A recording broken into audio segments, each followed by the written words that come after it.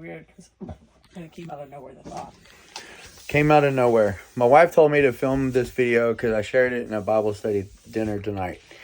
Okay. Our next door neighbor passed away yesterday, and I was one of the ones that found him on the ground. I got up. I'm going to make this video kind of short, but hopefully it'll help you out in some kind of way. I got up. I went to go take my dog out to go potty. There were two guys standing outside my house where I live. I have a RV right now, camper trailer in an RV park. And there's these two guys like right outside. So I was bringing the dog out and they said, "Hey, we got a man down out here, call 911. And I said, "What?" And I walked outside. Right there beside my RV, my next door neighbor's truck, my neighbor was laying face down on the ground, like door open on his truck, very face down on the ground. Walked over. I could tell from far away he wasn't breathing. I could tell he was like gone. Just by his color, the way he was laying, and I knew his body was not rising and falling. So, man, I was like, man, he's not breathing. And seems like he's been like this for hours.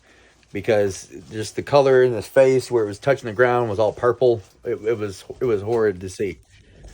So in that moment, I thought, man, just like that, like we're not promised tomorrow. None of us.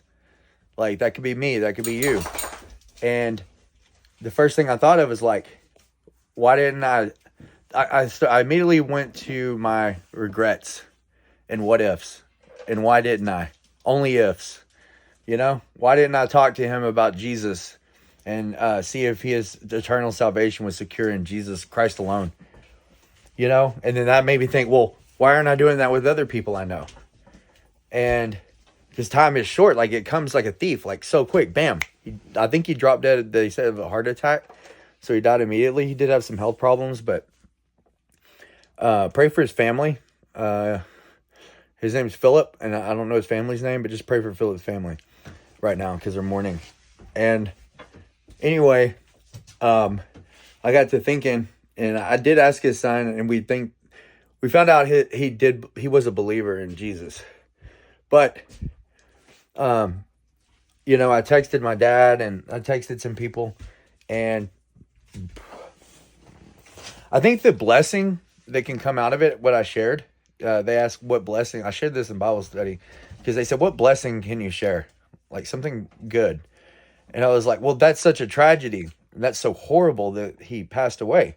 But the blessing in it is a reminder that tomorrow's not promised to us. And so we should live every day like it's our last day, which is like why I'm making this video, because I care about your heart and your mind and your soul and your spirit.